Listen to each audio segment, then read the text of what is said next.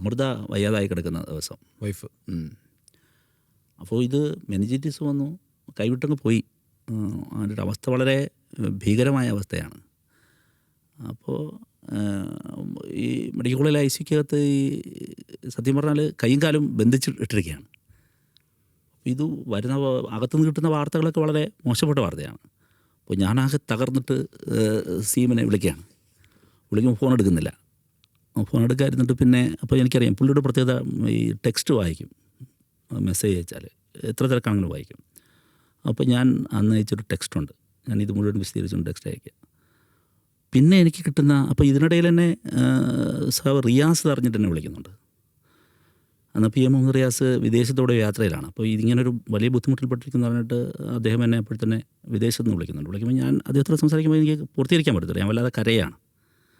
അപ്പോൾ എന്നെ വല്ലാതെ സമാധാനിപ്പിക്കുന്നുണ്ട് റിയാസ്.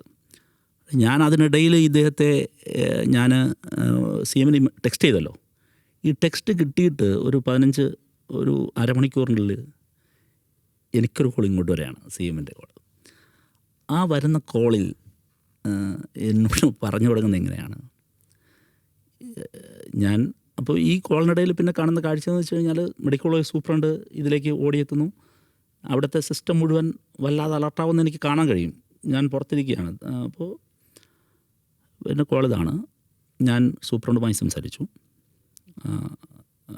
വിഷമിക്കരുത്, മെനിഞ്ചൈറ്റിസാണ് അസുഖം, നമുക്ക് നോക്കാം. ഇതിൽ ഏറ്റവും മെച്ചപ്പെട്ട ചികിത്സ കിട്ടുന്ന സ്ഥലം നമുക്ക് ശ്രീചിത്രയാണല്ലോ. ശ്രീചിത്രയിലെ ഡോക്ടർമാരുമായി ഞാൻ സംസാരിച്ചിട്ടുണ്ട്. ഇങ്ങോട്ട് പറയാണ്, പുള്ളിയുടെ ആക്ഷൻ പ്ലാൻ പറയാണ്, സംസാരിച്ചിട്ടുണ്ട്. ഇതിനേക്കാൾ മെച്ചപ്പെട്ടത് അവിടെയാണെങ്കിൽ നമുക്ക് അങ്ങോട്ട് മാറ്റാം. അത് അവരുമായി കൺസൾട്ട് ചെയ്തിട്ടുണ്ട്. അവരുടെ വിവരം ഉടനെ കിട്ടും. കിട്ടിയതിന് ശേഷം നമ്മൾ തീരുമാനമെടുക്കും. ക്ലിയറാണ്, വളരെ കൃത്യമാണ്. എനിക്ക് വളരെ ക്ലാരിറ്റി കിട്ടുന്നു. ആ കിട്ടുന്ന ആത്മവിശ്വാസം നിങ്ങൾക്ക് ഇപ്പം പറഞ്ഞൊന്നും മനസ്സിലാവില്ല.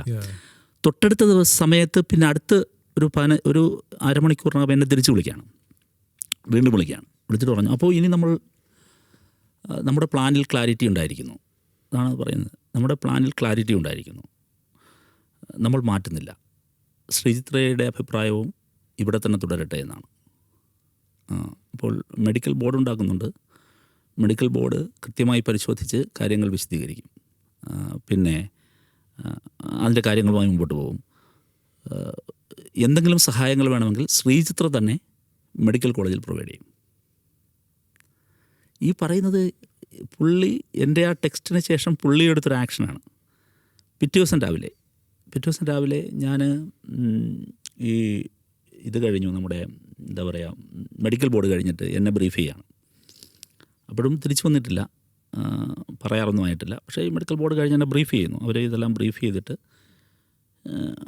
ഞാൻ പുറത്തേക്ക് ഇറങ്ങിയിട്ട് ഞാൻ ഇദ്ദേഹത്തെ വിളിക്കണമല്ലോ. അപ്പോൾ ഞാൻ ഇദ്ദേഹത്തെ വിളിച്ചിട്ട് വിവരം പറയാൻ വേണ്ടി അങ്ങോട്ട് വിളിച്ചപ്പോഴേക്കും ഈ വിവരം മുഴുവനും ഓൾറെഡി അറിഞ്ഞിരിക്കുന്നു. പിറ്റേ ദിവസം രാവിലെയാണ് അറിഞ്ഞിരിക്കുന്നു എന്ന് മാത്രമല്ല, അത് എനിക്ക് വിവരമുണ്ട്. വേറെ എന്തെങ്കിലും ഉണ്ടോ? ഇല്ല, വിഷമിക്കണ്ട, അതവർ നോക്കും.